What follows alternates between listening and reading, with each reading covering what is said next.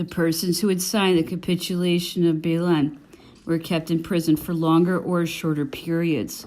A draft of a decree was presented to the Council of State to decide upon the manner of their being sent to trial, but no effect was given to this measure.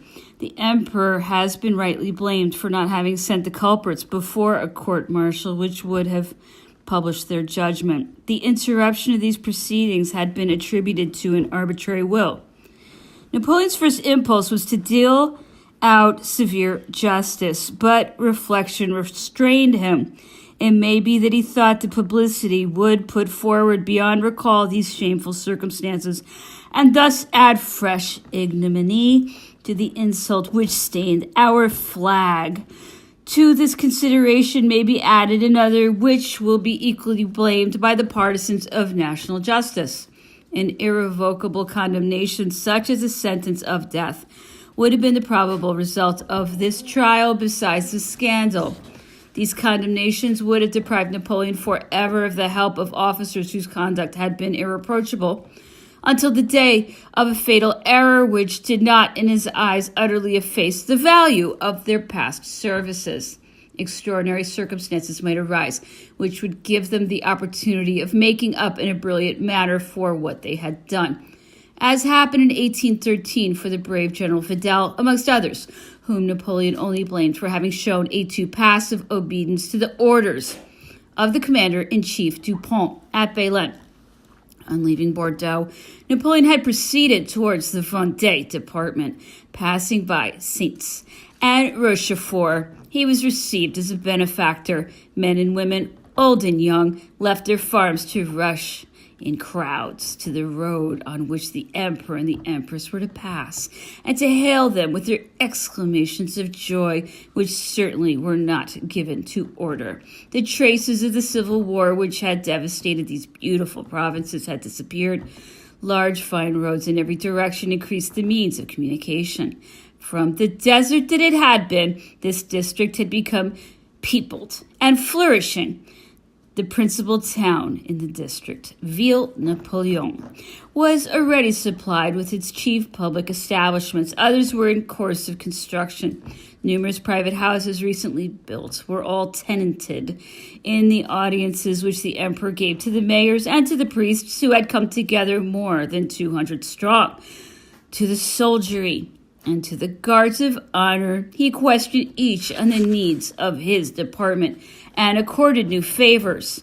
The gratitude which the Vendéens displayed towards the hand which had restored their prosperity was the best guarantee of the resistance which, in case of need, they would oppose to any fomenters of fresh discords. From Napoleonville, the emperor went to spend 3 days at Nantes, where he was not idle. He visited Angers, Tours, and Blois, and arrived at Saint-Cloud on August 14th, 1808. The emperor's return took place on the eve of his fête, his birthday, which was celebrated with the customary solemnities. The same day, the Senate gave a very beautiful fête in the Luxembourg Gardens. Free performances were given at all the theaters. The staff officers of the Imperial Guard celebrated Saint Napoleon with a banquet of 300 covers in the rooms of the Palais Royal. The city of Paris offered a banquet, followed by a ball to the emperor, who was present with the empress and the whole of the court. At the audience on the following Sunday, the Russian ambassador presented gifts consisting of jasper vases and malachite tables, columns, and cups of extraordinary size. On the same day, Napoleon's statue, which was intended for the Place Vendôme and which had just been cast most successfully, was conveyed to this square. This statue, executed by Chaudet, had been cast out of the metal of the cannons taken from the enemy. The emperor spent the 5 weeks which followed on his return from Bayonne at Saint-Cloud. He received there the new Persian ambassador at a solemn audience given on this occasion. The ambassador's name was Asker Khan. He had been sent to him to continue the friendly relations which had been established at Finkenstein by Mirza Ritza. The ambassador spoke in the name of the hereditary Prince of Persia. He was commissioned to offer the swords of Tamerlane and Tamizkulakan to the emperor. Amongst the presents which he offered were some fine cashmere shawls, some of which were given to the empress and the ladies of her court in the emperor's name. Napoleon went to Paris several times to be present at the fête at the Hôtel de Ville, the Mayory, to visit constructions of the public utility, to see the panoramas, and for the receptions, the diplomatic corps, which took place at the Tuileries. During one of his short stays in Paris, he went to view the great picture of the coronation in David's studio. He was accompanied on this occasion by the empress and her court. Napoleon had pardoned David's errors on condition that he would devote himself exclusively to the art in which he excelled, and had appointed him his first painter. The emperor's visit to David's studio was an encouragement given to the arts. The news of the capitulation of Baylen, by which 20,000 French soldiers had laid down arms in the open field, an event more deplorable for French arms than the surrender of Ulm had been to Austria, had produced the worst possible impression in Madrid. A general defection declared itself, not only amongst the Spanish grandees, who, after having taken the oath of allegiance to Joseph Bonaparte, had accompanied him to Madrid, but even amongst the persons in his service. The wildest and most absurd reports were spread abroad by the monks and all the enemies of France to excite the mob, blind in its anger to the most extreme excesses. The fiery and savage character of the idle and excitable populations of the towns and country exaggerated these reports still more. The most sensitive fibers of the people were worked upon: its national pride, its religion, its attachment to its princes. The new divine scourge had come upon them to destroy their nationality, to tear them from their homes, to send them to perish in icy climates and in distant wars, victims of an all-devouring ambition. Shackles for chaining them 2 by 2 had, it was said, been brought with the French troops. From these impressions, greedily accepted by the Spanish mob, there had resulted a hatred of the French, profound, implacable, and exalted to the pitch of ferocity. The occupation of Madrid had become impossible. King Joseph decided to evacuate it. He left in broad daylight on July 31st, passing through the town in the midst of the extreme agitation which had been caused by the announcement of his departure. He was followed by some of his ministers and retired to Vitoria with a portion of the First French Army which had entered into Spain. The general rising which followed, the animosity which began to characterize the war in this country, the resolution which the emperor had taken to go there in person, made Napoleon feel the necessity of assuring himself that Russia's disposition was the same, and of conferring on this subject with the Emperor Alexander. An interview was accordingly proposed to the Tsar. The time and place of this interview having been settled, the emperor left Paris on September 22nd to proceed to Erfurt, where the interview was to take place.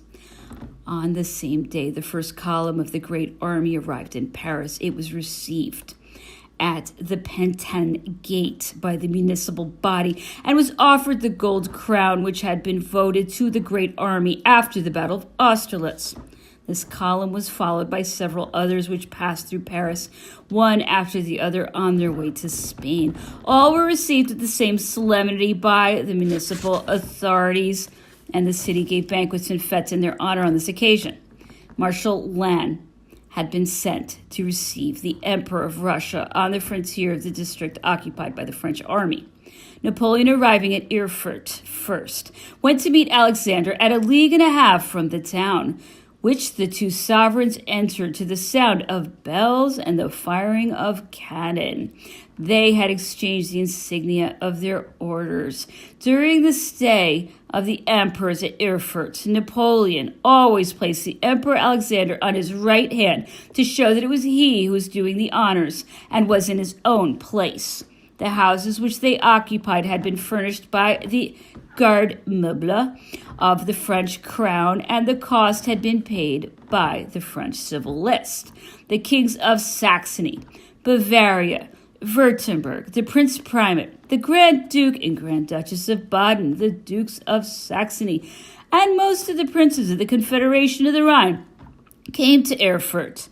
The Emperor Napoleon received Emperor Alexander, the Grand Duke Constantine, his brother, and the sovereigns to dinner every day. At one of these dinners, Napoleon, noticing that Alexander had forgotten his sword, presented him with his own.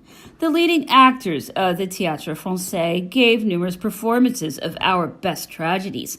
On the first day, the emperors occupied a box situated in the center of the theater.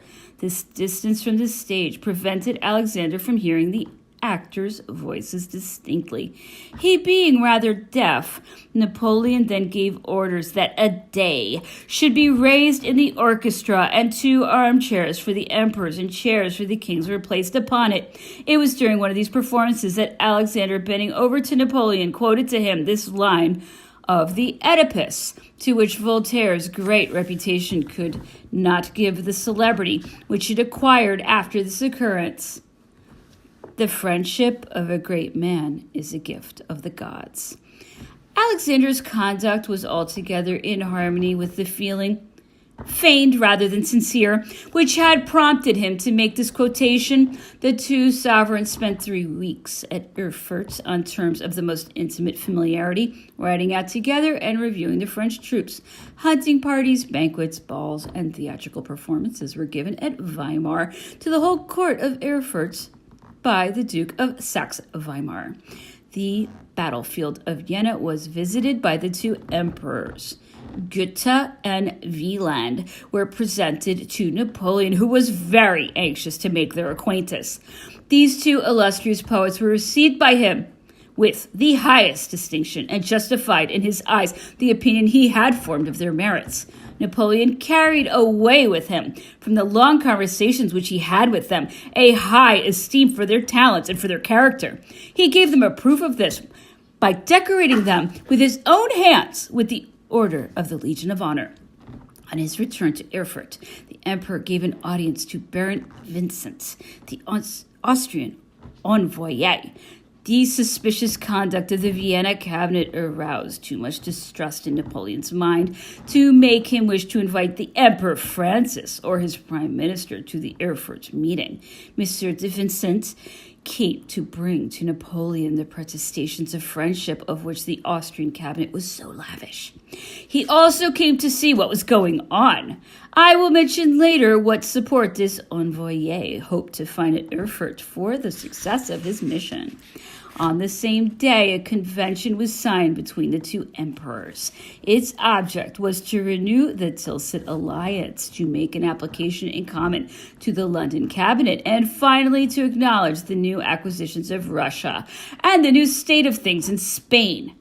After this business had been settled, the sovereigns took leave of each other and presents were exchanged.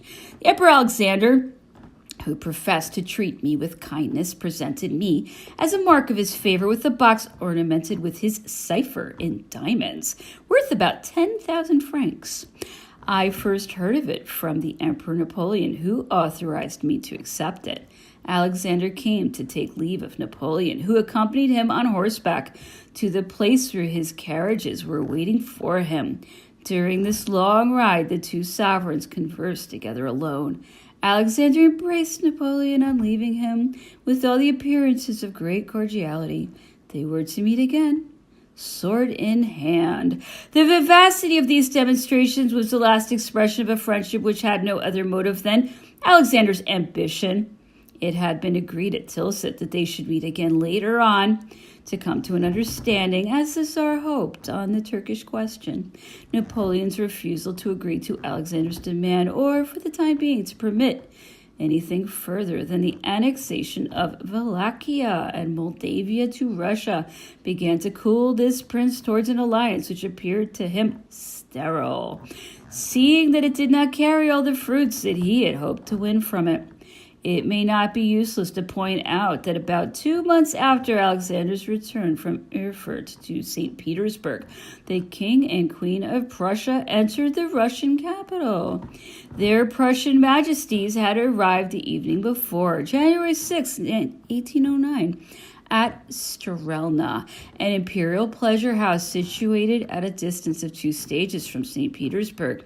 Alexander hastened to see them and had a long conversation with them. He returned to Strelna on the following morning before the solemn entry into St. Petersburg and remained closeted for 2 hours with the king and queen. The Emperor Alexander was accompanied to Erfurt by Count Romanzoff, whom I mentioned because Napoleon paid special attention to him. This minister enjoyed his master's entire confidence and showed himself the outspoken partisan of the French alliance. Monsieur de Romanzoff urged on the realization of Peter and Catherine's projects on the Orient Empire. When the friendly relations which he had so carefully maintained between Russia and France broke off, he sent in his resignation from all his posts, either because he saw in this change of policy an abandonment of the scheme of a division of Turkey, or because he did not wish to cooperate in the system of an alliance with England, against which he always declared himself. He carried with him into his retirement the respect of all and retained his sovereign's esteem, which was frequently expressed in the most honoring terms.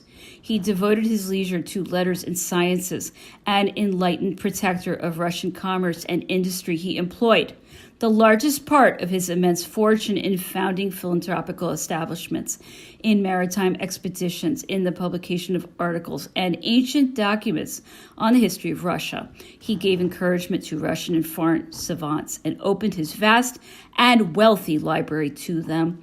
In the memoirs left by Monsieur de Talleyrand, memoirs of which some passages have been made public, which his secretaries copied, and in the writing of which some of them even cooperated, there is to be found a curious chapter of which I give the substance further on. It refers to the conferences which took place between the two sovereigns of France and Russia at Erfurt in 1808, previous to the campaign which Napoleon made in person in Spain. After the Restoration, Monsieur de Talleyrand spoke with the complacency of his conduct at that time. The revelations which follow are accordingly no betrayal of a secret. Moreover, if I anticipate the time fixed by himself at which the public is to be initiated into his confidence, I shall be pardoned his want of discretion. Already, and from now on, this important person belongs to history as a public man. He has fallen into the domain of the chronicler.